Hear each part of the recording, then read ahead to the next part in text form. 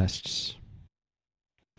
In this series of videos, we're going to look at the comparison test and the limit comparison test.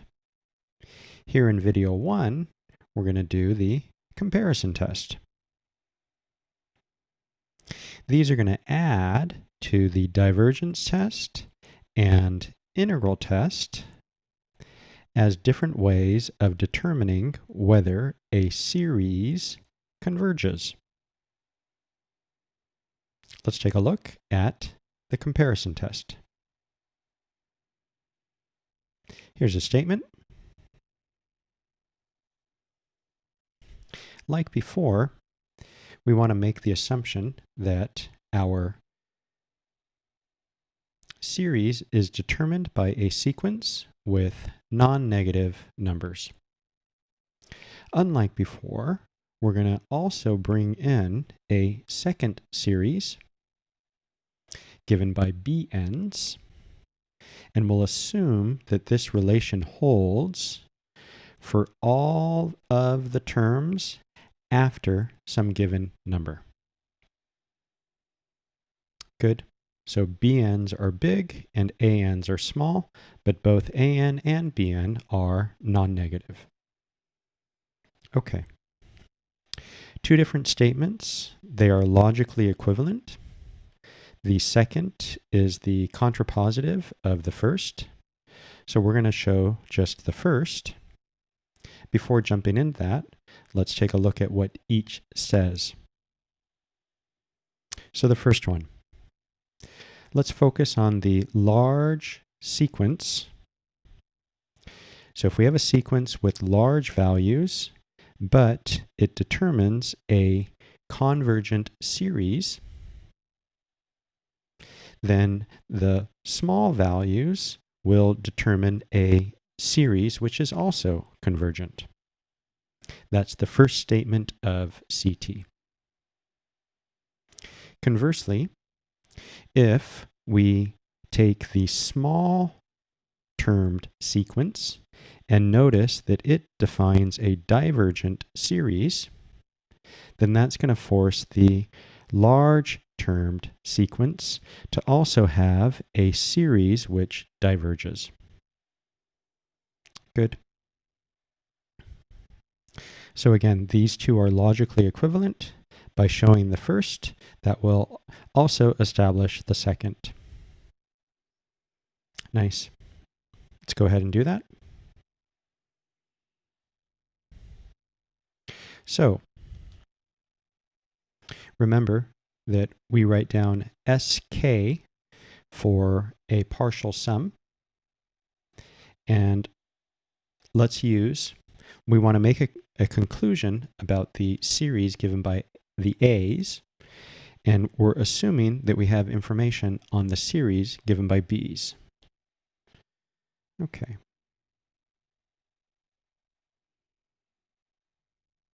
So here's what the kth partial sum of the series given by A's would be. And since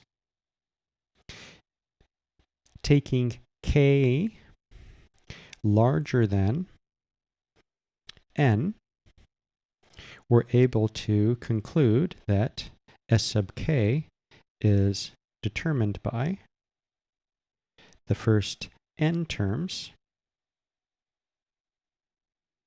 and then thereafter a sub n plus 1 out to a sub k.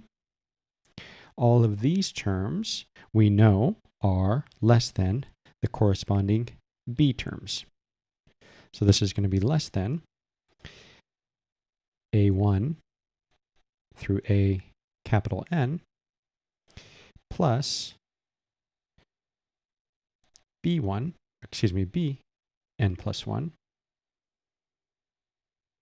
out through b sub k. Now, these are only a portion of the terms contained in this convergent series. Therefore, this will all be less than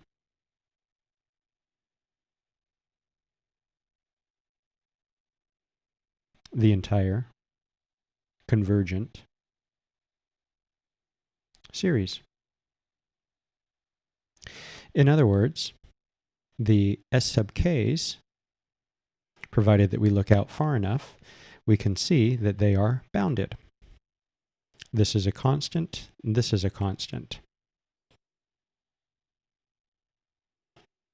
So the sequence is bounded.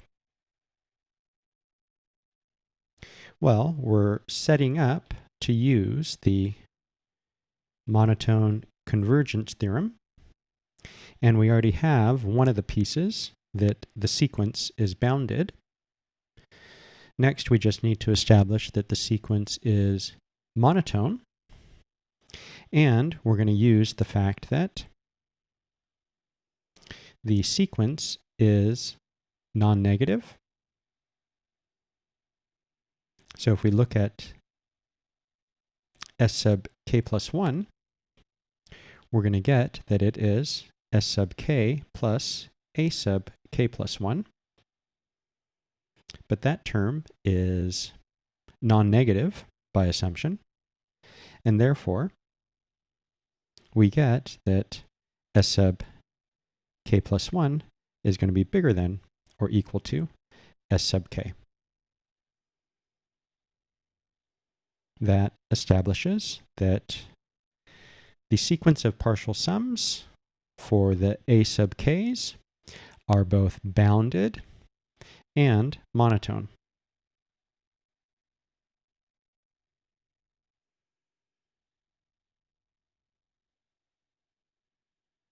Thus, we have both requirements needed to apply MCT, and the series converges.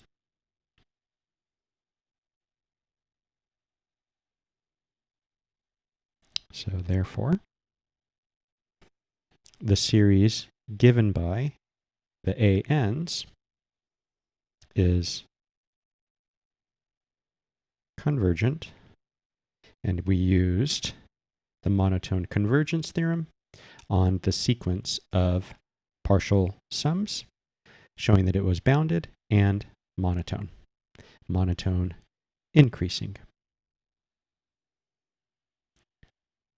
Excellent.